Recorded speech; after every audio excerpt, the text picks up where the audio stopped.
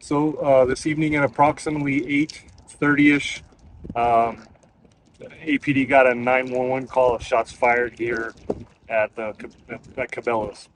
As they were arriving, they saw a vehicle flee, which we'll be sending some information out on that later. As we got here and more information came in, it was determined that male individual went into Cabela's and was attempting to steal ammunition. He was confronted by employees.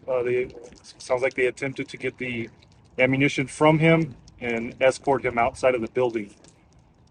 The info that we have right now is that as he got to the front doors, he brandished a firearm at the employees, at which time we had an officer who was off duty just here shopping. Um, it appears he was paying for his items, witnessed this, talked to the two employees or the employee that had the gun pointed at them, and then he confronts the subject.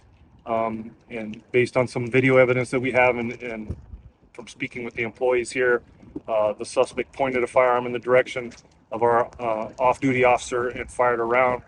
Uh, the exact timeline of who fired first or how many, we obviously won't know that right away. But our officer returned fire. He is fine, thank goodness, and the suspect is currently at UNMH. So it is confirmed that we do know the suspect fired at the Yes, in the direction of. I wouldn't say direction. that specifically just yet. We need to look at a little bit more.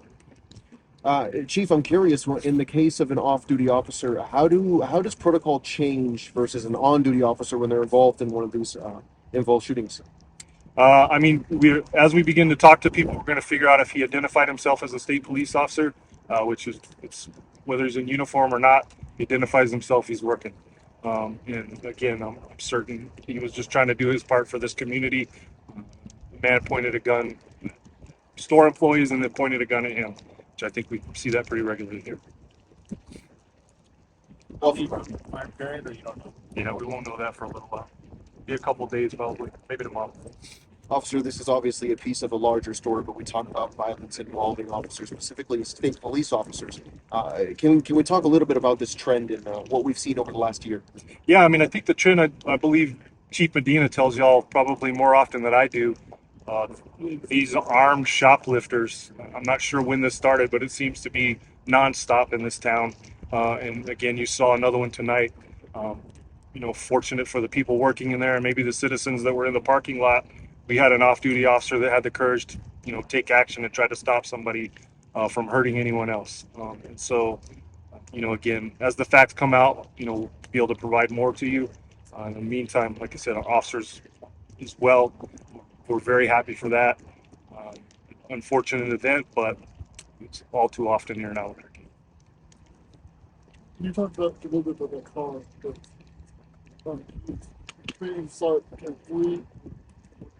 Yeah, so I believe APD was the first on scene, and they had saw a vehicle. I'm not sure if they had the information first based on a 911 call, but they saw a vehicle flee, and we're not sure if we're working with APD to figure out if there was a short pursuit or not. But we identified a vehicle that we believe was with this gentleman that our suspect from this evening.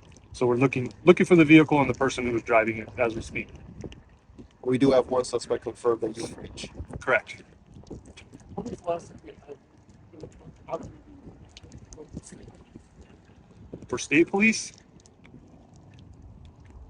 I don't I don't remember one. I'd have to think about it, but I can't remember one at all.